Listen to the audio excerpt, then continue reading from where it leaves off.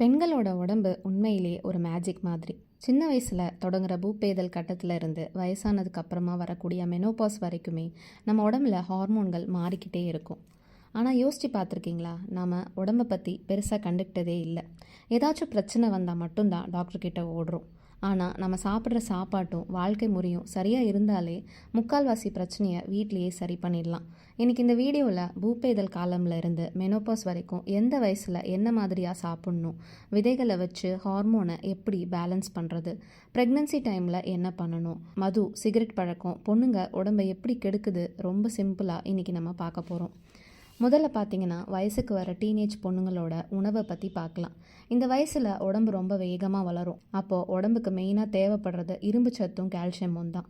முதலாவதாக பார்த்தீங்கன்னா, கீரைகள், முருங்கைக்கீரை, அரைக்கீரை வாரம் 3 நாள் கண்டிப்பாக சமைச்சு கொடுங்க.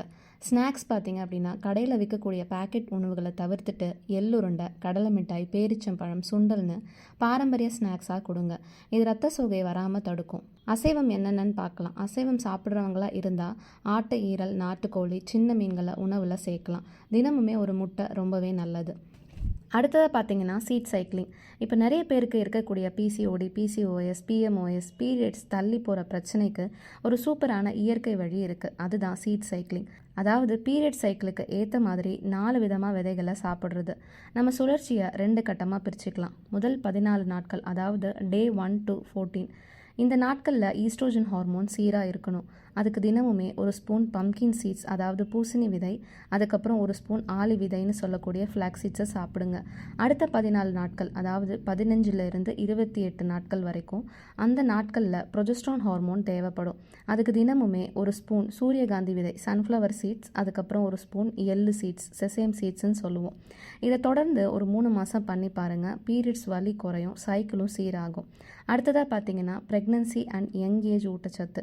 அடுத்த கட்டமாக கல்யாணமாகி கர்ப்பமாகிற காலம் இது. இந்த டைமில் நம்ம சாப்பிட்ற சாப்பாட்டு வயிற்றில் இருக்கிற குழந்தைக்கும் சேர்த்து தான்.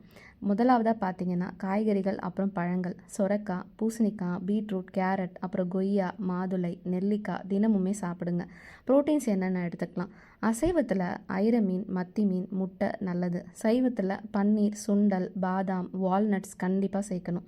முக்கியமான விஷயம் என்ன அப்படின்னா, ப்ரெக்னன்சி டைமில் பாட்டி வைத்தியம் பண்ணுறேன்னு தெரியாத மூலிகைகளையோ கஷாயத்தையோ கண்டிப்பாக குடிக்காதீங்க. அது ஆபத்தான ஒரு விஷயம். நெக்ஸ்ட்டு பார்த்தீங்க அப்படின்னா, 40க்கு ப்ளஸ் அப்புறம் மெனோபாஸ் காலம். அடுத்த ஒரு 40 வயசுக்கு மேலே, அதாவது மெனோபாஸ்னு சொல்லக்கூடிய பீரியட்ஸ் நிற்க போகிற காலம். இந்த டைமில் ஈஸ்ட்ரோஜன் குறையிறதால எலும்பு தேய்மானமோ ஹார்ட் பிரச்சனையும் வர வாய்ப்புகள் அதிகம். இதுக்கு முதலாவதாக பார்த்தீங்கன்னா, சிறுதானியங்கள், ராகி, கம்பு, திணை உணவுகள் அதிகமாக சாப்பிடுங்க.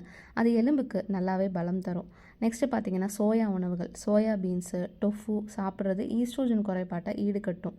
கால்சியம் உணவுகளையும் சேர்த்துக்கணும். பால், தயிர், மோர், அப்புறம் பாரம்பரிய உளுத்தங்களி உடம்புக்கு ரொம்பவே நல்லது. எண்ணெயில் பொரிச்ச உணவுகளை குறைச்சிடுங்க. இப்போ ஒரு முக்கியமான விஷயத்தை பற்றி பேசலாம்.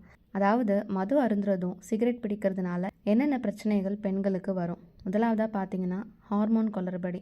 சிகரெட்டில் இருக்கக்கூடிய நிக்கோட்டின் ஈஸ்ட்ரோஜனை குறைச்சி சீக்கிரமே மெனோபாஸ் வர வச்சிடும். ரெண்டாவதாக பார்த்தீங்கன்னா, குழந்தை பாக்கியம்.